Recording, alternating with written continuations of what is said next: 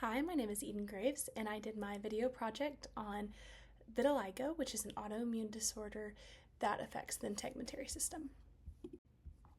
What is vitiligo? So vitiligo is a skin condition in which the absence of melanin forms spots on the skin. Vitiligo can form white spots and can affect all areas of the epidermal layer of the skin. It is likely to be an autoimmune disorder that can be inherited genetically. So there are different types of vitiligo, and it can affect different areas of the skin depending on which type you have, but mostly it affects the hands and the arms and the face. Etiology. So there's not an exact cause known of vitiligo. When you are diagnosed with vitiligo, your body undergoes apoptosis in melanocytes. So this means that the melanocytes are being attacked by the white blood cells, and apoptosis means that they die, and so this causes melanin levels to decrease, resulting in the lack of pigmentation of the skin. So when the melanocytes die, they go from their original color to white. The cause of this disease is likely to be genetic, but there are also environmental factors that may make individuals more prone to developing vitiligo. Typically, people are diagnosed between the ages of 10 and 40, though it can happen at any point in your life, and most people are not born with it, and they are diagnosed later on. Some risk factors. Risk factors include higher risk of sun damage, so the whiter areas on the arms or the legs or just anywhere that vitiligo is developed are way more susceptible to sunburns and sun damage.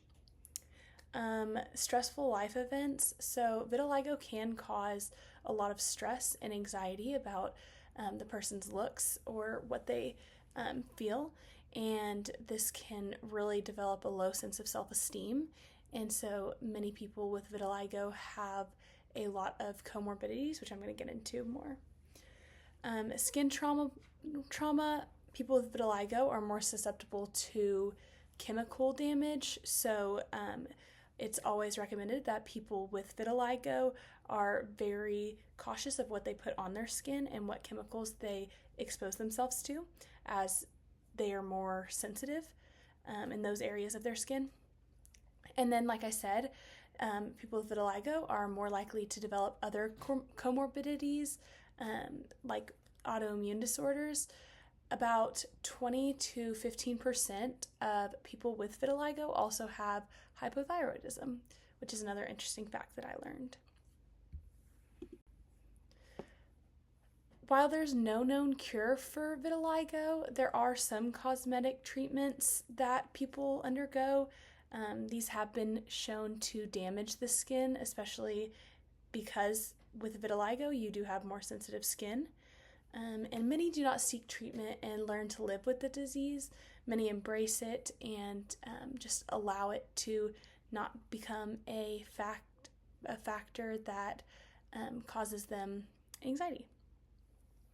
There are no known ways to prevent vitiligo, but you can manage it and stop the spread. Vitiligo can be maintained by sun care and being on top of that and making sure that you are taking care of your skin.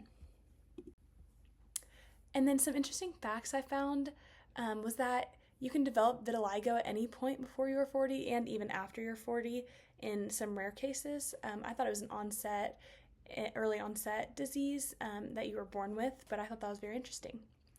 And then also it can cause the premature aging of hair cells, so people with vitiligo are more likely to have gray hair earlier on, and I found that very interesting.